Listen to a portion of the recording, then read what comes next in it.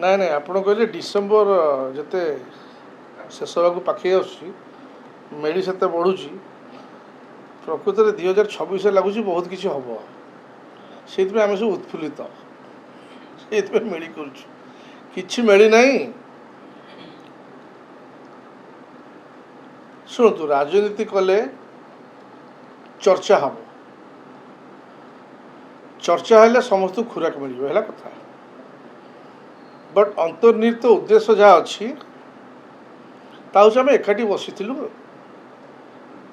ନିର୍ବାଚନରେ ଅନେକ କିଛି ଘଟଣା ଘଟିଗଲା ତାପରେ ଦୂର ଦୂରାନ୍ତ ଯେଉଁମାନେ ସବୁ ଥିଲେ ଯଥା ମାଲକାନଗିରି ହେଉ କୋରାପୁଟ ହେଉ ବରଗଡ଼ ଦେଖା ହେଇନଥିଲା ଗୋଟେ ଏକାଠି ବସି ଗୋଟେ ବଣଭୋଜି ଆମେ କରୁଥିଲୁ ସେଥିପାଇଁ ଗୋଟେ ପ୍ରପୋଜାଲ୍ ଦେଲୁ ଏବଂ ଆପଣମାନେ ଯେଉଁ ନାଁ ଦେଇଛନ୍ତି ଲିଗାସି ଯେଉଁମାନେ କହିଛନ୍ତି ଆମେ ଯେଉଁ ଯୁବ ନେତୃତ୍ୱ କେଇ ଜଣ ଅଛୁ ଆମେ ସମସ୍ତଙ୍କୁ କଣ୍ଟାକ୍ଟ କଲୁ ସମସ୍ତେ ଖୁସିରେ ଖୁସିରେ ରାଜି ହେଇଗଲେ ତ ରାଜି ହେଲେ ଆଉ ସବୁ ଖାଇବା ପିଇବା ନାଚ ଗୀତ କରିବା ସେ ଦୃଷ୍ଟିରୁ ଗୋଟେ ସେଇ ପରିପ୍ରେକ୍ଷୀରେ ଗୋଟେ ହେଇଥିଲା ଆ ଭିତରେ ଅନ୍ୟ କୌଣସି ଉଦ୍ଦେଶ୍ୟ ନାହିଁ। ଆଜ୍ଞା ଯେହେତୁ ଆଗାମୀ ଦିନରେ ପ୍ରତିଷ୍ଠା ଦିବସ ଆସୁଛି ଦଳ ମଧ୍ୟ ଅନେକ ନୂଆ ଯୋଜନା ଆଣୁଛି ବା ନୂଆ ରୋଡମ୍ୟାପ୍ ନେଇ ଆଗକୁ ଯାଉଛି ସେ ରୋଡମ୍ୟାପ୍କୁ ଗାଁ ଗାଁରେ ଯିବ ଦଳ ଆନ୍ଦୋଳନ କରିବ ଏସବୁ ଭିତରେ ଦଳର ନୂଆ ଆଭିମୁଖ୍ୟ ନେଇ ବର୍ତ୍ତମାନ ଲୋକଙ୍କ ସାମ୍ନାକୁ ଆସିବାକୁ ଯାଉଛି ସେଥିରେ ଯୋଉ ଆପଣମାନଙ୍କ ଭୂମିକା କ'ଣ ଯୋଉମାନେ ଯୁବ ନେତୃତ୍ୱ ରହିଛନ୍ତି? ଭୂମିକା ଆମେ ଗୋଟେ ସମସ୍ତେ ହେଉଛୁ ଏ ଦଳର ଶୃଙ୍ଖଳିତ ସୈନିକ ଦଳର ମାନ୍ୟବର ସଭାପତି ଯାହା ନିର୍ଦ୍ଦେଶ ଦେବେ ତାକୁ ଅକ୍ଷରେ ଅକ୍ଷରେ ପାଳନ କରିବା ଆମମାନଙ୍କ କର୍ତ୍ତବ୍ୟ ତ ସେଇ ପରିପ୍ରେକ୍ଷୀରେ ଆମର ନୋଟିସ୍ ଆସିଛି ପ୍ରତ୍ୟେକ ବର୍ଷ ଆସେ ମାନ୍ୟବର ସଭାପତି ନିର୍ଦ୍ଦେଶ ଦିଅନ୍ତି ଏଥର ତମେ କ'ଣ କ'ଣ କରିବା ଆମେ କ'ଣ କରିବା ଯେଉଁ ଖସଡ଼ା ପ୍ରସ୍ତୁତ ହୁଏ ସେ ନିର୍ଦ୍ଦେଶ ଆମେ ତ କାର୍ଯ୍ୟକାରୀ କରୁ ନଥିଙ୍ଗ ରଙ୍ଗ ୱିଥ୍ ଦ୍ୟାଟ୍ ଆଉ ତାପରେ ତା ଛଡ଼ା ଦ୍ୱିତୀୟ ଜିନିଷ କିଛି ନାହିଁ ଆଉ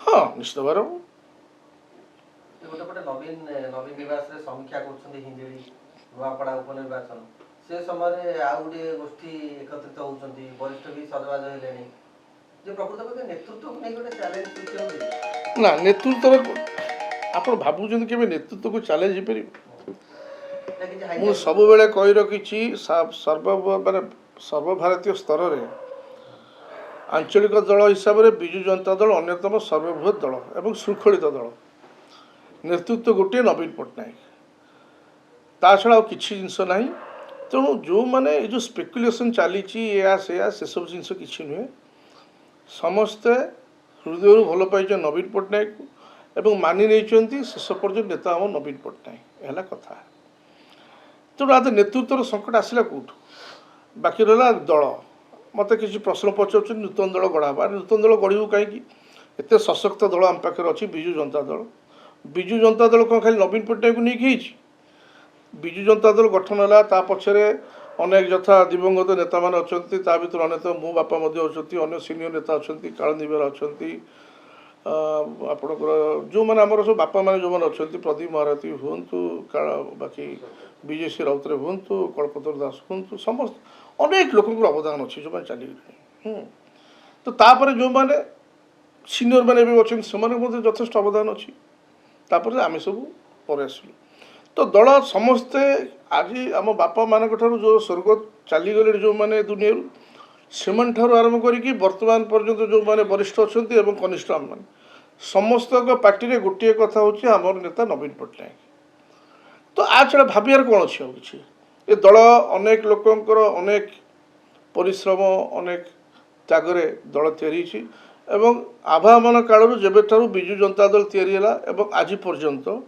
ସମସ୍ତେ କିନ୍ତୁ ଗୋଟିଏ କଥା ସବୁବେଳେ କହିଛନ୍ତି ପ୍ରବାଦ ପୁରୁଷ ବିଜୁ ପଟ୍ଟନାୟକ ତାଙ୍କ ନୀତି ଆଦର୍ଶ ଏବଂ ତାଙ୍କର ସୁପୁତ୍ର ମାନ୍ୟବର ନବୀନ ପଟ୍ଟନାୟକ ଆମର ନେତା ଆ ଛଡ଼ା ଦ୍ୱିତୀୟ ଜିନିଷ କିଛି ନାହିଁ ବାକି କହିବା ଲୋକ କହିବେ ଯଦି ଚର୍ଚ୍ଚା ନ ହେବ ତାର ରାଜନୀତିର ମାନେ କ'ଣ ଅଛି ହେଲା କଥା ଯେଉଁ କଥା କୁହାଯାଉଛି ଗୋଟେ ନେତୃତ୍ୱକୁ ହାଇଜାକ୍ କରିବା ପାଇଁ ଚେଷ୍ଟା କରାଯାଉଛି ଯେଉଁ ଦମ୍ପତି କଥା ମଧ୍ୟ ଉଠୁଛି ପାଣ୍ଡିଆନ ଦମ୍ପତି ଏଣ୍ଟ୍ରି କରିପାରନ୍ତି ଦଳକୁ ହାଇଜାକ୍ କରି ନେଇ ପାରନ୍ତି ଯେଉଁଥିପାଇଁ ରାଜା ସ୍ୱାଇଁ ମଧ୍ୟ ଚିଠି ଲେଖିଥିଲେ ଋଷି ସାନ୍ତ୍ରା ମଧ୍ୟ ଚିଠି ଲେଖିଛନ୍ତି ନାଇଁ ନାଇଁ ନାଇଁ ଦଳକୁ ଦଳ ଏମିତି ନୁହେଁ କି ହାଇଜାକ୍ କରି ନେଇଯିବ କି କ'ଣ ହେବ ଯେପର୍ଯ୍ୟନ୍ତ ନବୀନ ପଟ୍ଟନାୟକ ଅଛନ୍ତି ଏବଂ ତାଙ୍କର ଦୃଢ଼ ସୈନିକ ଆମେ ଅଛୁ ତେଣୁ ସେଭଳି କିଛି ସମ୍ଭାବନା ନାହିଁ ହାଇଜାକ୍ ନେବେ କରିକି ନେବେ ନାହିଁ ଏ ଦଳ ସୁଦୃଢ଼ ଅଛି ମାନ୍ୟବର ସଭାପତି ଯାହା ନିଷ୍ପତ୍ତି ନେବେ ହେଲା କଥା କିନ୍ତୁ ଦଳ ସୁଦୃଢ଼ ଅଛି, କିଛି ଭାବନ୍ତୁନି।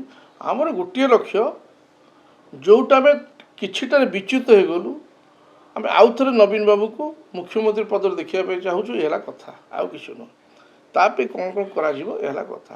ଏବଂ ଗୋଟିଏ ବିରୋଧୀ ଦଳର ଭୂମିକା ଯାହା ବିଜୁ ଜନତା ଦଳ ଏପର୍ଯ୍ୟନ୍ତ ନିର୍ବାହ କରିଆସିଛି, ଆଗାମୀ ଦିନରେ ମଧ୍ୟ ଏ ସରକାରଙ୍କର ଯାହା ତ୍ରୁଟି ବିଚ୍ୟୁତି ପରିଲକ୍ଷିତ ହେବ ତାକୁ ଆମେ ନିଶ୍ଚିତ ଭାବରେ ଲୋକଲୋଚନକୁ ଆଣିବୁ, ଯେଉଁଟା ବିରୋଧୀ ଦଳର କର୍ତ୍ତବ୍ୟ। ଏ ହେଲା କଥା। ତେଣୁ ଯେଉଁମାନେ ମାନ୍ୟବର ବିଧାୟକ ଯେଉଁମାନେ ବିଜୁ ଜନତା ଦଳ ଜିତିଛନ୍ତି ସେମାନେ ତାଙ୍କର କାର୍ଯ୍ୟ କରୁଛନ୍ତି, ଲୋକଲୋଚନକୁ ଆଣୁଛନ୍ତି। ଏବଂ ଯେଉଁମାନେ ବିଧାନସଭା ବାହାରେ ଅଛନ୍ତି ସେମାନେ ମଧ୍ୟ ପାରୁପର୍ଯ୍ୟନ୍ତ ଚେଷ୍ଟା କରୁଛନ୍ତି ତ୍ରୁଟି ବିଚ୍ୟୁତି ଲୋକଲୋଚନକୁ ଆଣିବା ପାଇଁ। ଏବଂ ଲୋକମାନେ ମଧ୍ୟ ବୁଝିଗଲେଣି 24 ବର୍ଷର ମାନ୍ୟବର ନବୀନ ପଟ୍ଟନାୟକ ଶାସନ ଏବଂ ଏ 1.5 ବର୍ଷର ବିଜେପି ଶାସନ ଭିତରେ ତଫାତଟା କ'ଣ, କହିବାର କୌଣସି ଆବଶ୍ୟକତା ନାହିଁ।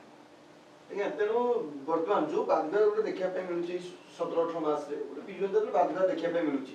ତେଣୁ ଯେଉଁ ବାଦବିବାଦ ଥିଲା ତାକୁ ଭୁଲି ନୂଆ ବର୍ଷରେ ନୂଆ ଭାବରେ ବିଜୁ ଜନତା ଦଳ ଲୋକଙ୍କ ସାମ୍ନାକୁ ଆସିବ। ନିଶ୍ଚିତ ଭାବରେ ମାନ୍ୟବର ସଭାପତି ଚିନ୍ତା କରୁଛନ୍ତି ଏବଂ ଦଳର ଯେଉଁମାନେ ବରିଷ୍ଠ ଅଛନ୍ତି ସେମାନେ ମଧ୍ୟ ମାନସ ମନ୍ଥନ ଏବଂ ବାର ବିଚାର ବିମର୍ଶ କରୁଛନ୍ତି ଦଳକୁ କେଉଁ ଟାଇପ୍ର ନେବା ଆଗାମୀ ଦିନରେ 2026ରେ ଏବଂ ପୂର୍ବାପେକ୍ଷା ଅଧିକ ସୁଦୃଢ଼ କେମିତି କରିବା ତା ବାବଦରେ ମଧ୍ୟ ଆଲୋଚନା ହେଉଛି। ନିଶ୍ଚିତ ଭାବରେ ଆପଣମାନେ ଭବିଷ୍ୟତରେ ଜାଣିବେ। ବିଚାର ବିମର୍ଶରେ ଆପଣଙ୍କୁ ଡକାଯାଉଛି? ଆମେ କନିଷ୍ଠ ବିଚାର ବିମର୍ଶ ହୁଏ କାହା ସାଙ୍ଗରେ? ଘରର ପ୍ରପର୍ଟି ବାବଦରେ ଯେତେବେଳେ ଚର୍ଚ୍ଚା ହୁଏ ଘରର ସଭା ବଢ଼ାବା ଯିଏ ସିଏ ଚିନ୍ତା କରିବେ, ତା ଭାଇମାନଙ୍କୁ ଡାକିବେ, ପୁଅ ପୁତ୍ରକୁ କିଏ ଡାକେ? ହେଲା କଥା।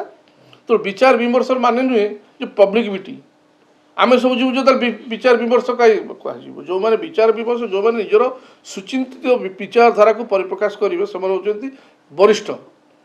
ତେଣୁ ବିଚାରଧାରା ଯେତେବେଳେ ଡକା ହେବ ମାନ୍ୟବର ସଭାପତି ଡାକିବେ, ନିଶ୍ଚିତ ଭାବରେ ବରିଷ୍ଠମାନଙ୍କୁ ଡାକିବେ। ଆମମାନଙ୍କୁ କାହିଁ ଡାକିବେ? ଆମେମାନେ ହେଲୁ ଶୃଙ୍ଖଳିତ କର୍ମୀ, ଶୃଙ୍ଖଳିତ ସୈନ୍ୟ ଏବଂ ଯୁବକମାନେ। ଯାହା ସେଠୁ ନିଷ୍ପତ୍ତି ହେବ ଆମେ ତାକୁ କାର୍ଯ୍ୟକାରୀ କରିବୁ।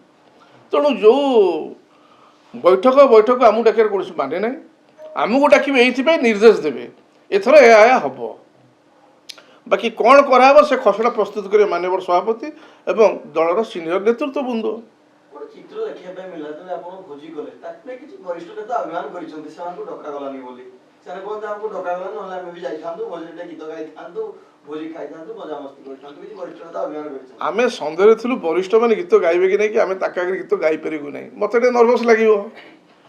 ତେଣୁ ହେଲା କଥା ଯେ ବାପା ଦାଦା ଥିଲେ ଗୀତ ଗାଇବାକୁ ଡର ଲାଗେନି ଟିକେ।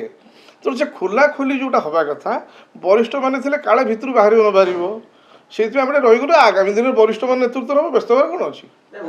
ଆଗାମୀ ଦିନରେ ବରିଷ୍ଠଙ୍କୁ ବି ନେଇକି ଭୋଜିଭାତ ହେବ 100% ହେବ, କାହିଁ ନ ହେବ? ମାନଭଞ୍ଜନ କରାଯିବ ବରିଷ୍ଠଙ୍କର। ଆରେ ଜୋରଦାର ହେବ। ବିଜୁ ଜନତା ଅସୁବିଧା କ'ଣ ଅଛି ଯେ? ଆରେ ଯାହା ପାଖରେ ନବୀନ ପଟ୍ଟନାୟକ ଭଳିଆ ଗୋଟେ ରତ୍ନ ଅଛି ସିଏ କାହିଁ ଖାଇବା ପାଇଁ ନ କରିବେ କହିଲେ? ଆଉ ନବୀନ ପଟ୍ଟନାୟକ ଶାସନ କରୁଥିଲେ, ଆମେ କେବେ ଅନେଇଥିଲୁ ଶାସନକୁ ନା କ୍ଷମତାକୁ? ଆପଣମାନେ ଦେଖୁଛନ୍ତି ଆମେ କେବେ କିଏ କ୍ଷମତାର ଆଜି ଦେଖନ୍ତୁ ଦୁଇ ହାତ ପୁରେଇକି ଯାହା କରୁଛନ୍ତି ବିଧାୟକମାନେ।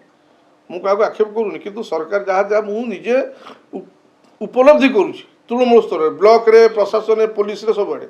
ଆମେ ତ ସେଭଳିଆ ସୁଶାସନ ଦେଇଥିଲୁ, କେମିତି କିଛି କରିନୁ। ତେଣୁ କ୍ଷମତା ଲୋଭ ଆମର କେବେ ନଥିଲା, ଆମେ ଲୋକଙ୍କ ସେବା କରୁଥିଲୁ। ତେଣୁ ଆମ ପାଖରେ ନବୀନ ପଟ୍ଟନାୟକ ଭଳି ଯେଉଁ ରତ୍ନ ଅଛନ୍ତି, ତେଣୁ ଆମେ ତାହେଲେ ଖାଇବା ପିଇବା କରି ଖୁସିରେ ନ ରହିବୁ କାହିଁକି? ବିଜୁ ଲିଗାସି 6ରୁ 60କୁ ଗୋଟେଇଲେଣି, ଆହୁରି ପୁଣି ଉଚ୍ଚିତ ହେବ।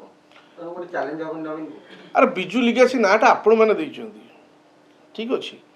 ତ କଥା ହେଉଛି କ'ଣ, ମୁଁ ବାରମ୍ବାର କହିଛି ଏଇଟା ପ୍ରିୟା ହୋଟେଲରୁ ଆରମ୍ଭ ହେଲା। ଯେତେବେଳେ ମିଡ଼ିଆରେ ଆସିଲା ପ୍ରଥମେ, ସେତେବେଳେ ଯେତେବେଳେ ଆମ ଘରେ କ'ଣ ହୁଏ, ତ ଡକ୍ଟର ଦାମୋଦର ରାଉତ ଥାନ୍ତି, ଆମ ଘରେ ସମସ୍ତେ ଯେଉଁମାନେ ଆସନ୍ତି ତାଙ୍କର ନିଜର ଭାତୃ ସଦୃଶ ଯେଉଁମାନେ ଭାଇ ହେବେ, ବିଜୟ ଶ୍ରୀ ରାଉତରେ ହୁଅନ୍ତୁ, ପ୍ରଫୁଲ୍ଲ ଘଡ଼େଇ ହୁଅନ୍ତୁ, କାଳନ୍ଦୀ ବେହେରା ହୁଅନ୍ତୁ, ପ୍ରଦୀପ ମହାରତ, ସମସ୍ତେ ମୁଁ ଦେଖେ ସନ୍ଧ୍ୟାବେଳେ ଖାଇବା ପିଇବା ହୁଏ। ସେ କେତେବେଳେ ବିଜୟ ଶ୍ରୀ ରାଉତଙ୍କ ଘରେ, କେତେବେଳେ କାଳନ୍ଦୀ ବେହେରା ଘରେ, କେତେ କଳ୍ପତରୁ ଦାସ ଘରେ, ଏଇ ଟାଇପ୍ର ହୁଏ ସବୁ। ତ ଆମେମାନେ ଭାଇ ଭାଇକି ଆମେ ଆରମ୍ଭରୁ ଏକାଠି ଅଛୁ। ଆଜି ଆମେ ସିନା ବିଧାୟକ ହେଇଗଲୁ ବୋଲି ଆପଣମାନଙ୍କ ଆଖିରେ ଆସିଲା, କିନ୍ତୁ ବାପାମାନେ ଥିଲାବେଳେ ମଧ୍ୟ ଆମେ ଏକାଠି ବସୁଥିଲୁ। କେତେବେଳେ ସୂର୍ଯ୍ୟପାତ୍ର ଘରେ ବି ହେଉଥିଲା, ସମସ୍ତଙ୍କ ଘରେ ହୁଏ। ବାପାମାନେ ଯାଆନ୍ତି, ଆମେ ଜାଣୁ।